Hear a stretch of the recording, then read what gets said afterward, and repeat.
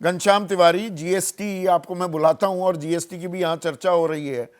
जो मुद्दे सड़क पर जिस ताकत, जिस मजबूती के साथ बीजेपी उतरती थी, सिलेंडर लेकर स्मृति ईरानी उतर गई, गैस डीजल की भी मार और लोगों की भरमार भी।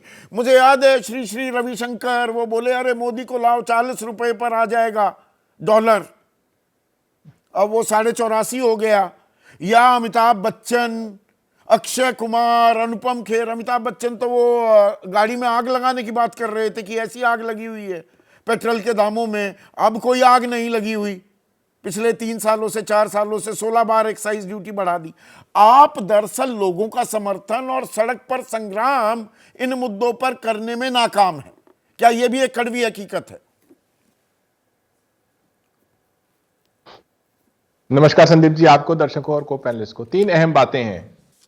पहली बात कि जिस देश में केवल जब महिला वोट डालने जा रही हो और भारतीय जनता पार्टी की सरकार में एक पुलिस का अफसर उसके ऊपर बंदूक लहरा रहा हो, सड़क के मुद्दे बदल गए हैं। अब तो सड़क के मुद्दे ये हैं कि क्या आपका मूल अधिकार वोट डालने का रहेगा कि नहीं रहेगा।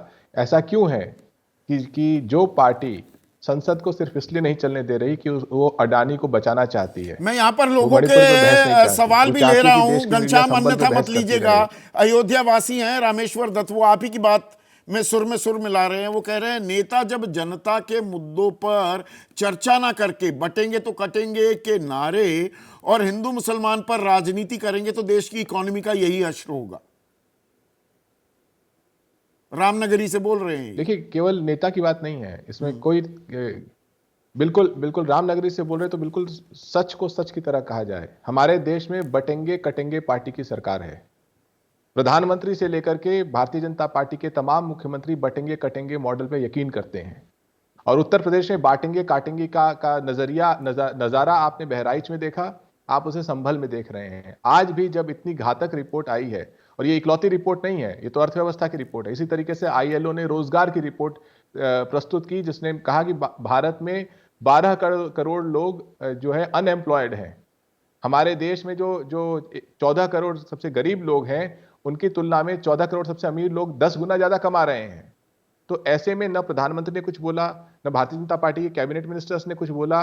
तो जो पार्टी सिर्फ बटेंगे कटेंगे आप सवाल का जवाब नहीं दिया ना। मूल सवाल यही था, ये आपकी कमजोरी, आपकी नाकामी है क्या? मुद्दे हैं, परेशानियां हैं। बीजेपी होती विपक्ष में सड़क पर हंगामा काट देती।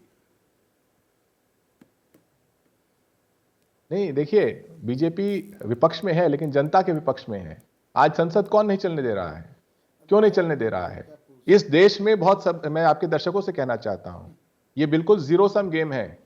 अगर अडानी जैसे लोग मजबूत होंगे तो आप कमजोर होंगे, और अगर सरकार उनकी सेवा में संसद को न चलने दे तो आप कमजोर होंगे। आपने ये कहा कि बटेंगे तो कटेंगे सरकार है। एक मिनट घनश्याम, पर इसकी कड़वी हकीकत क्या ये भी है कि बांटने का काम आप भी करते हैं, और ये हिंदू मुसलमान नहीं, बांटना, रेवड़ी बांटना।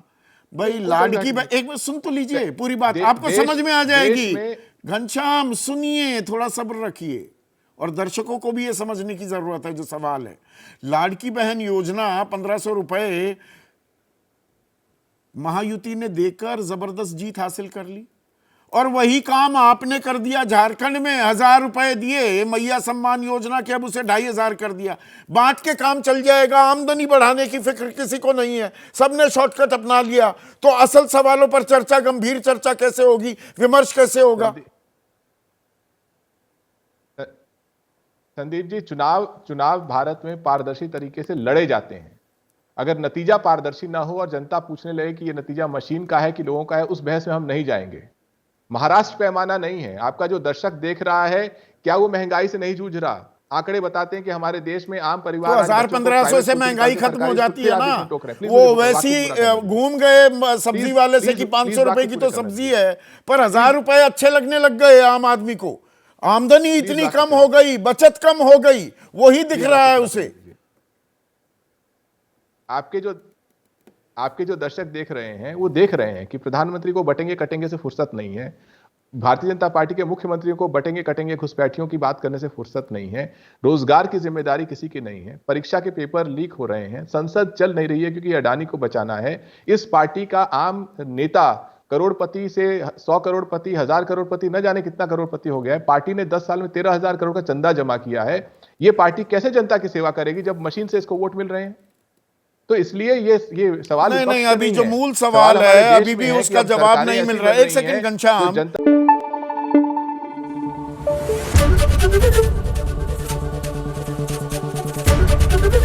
एबीपी न्यूज आपको रखे आगे।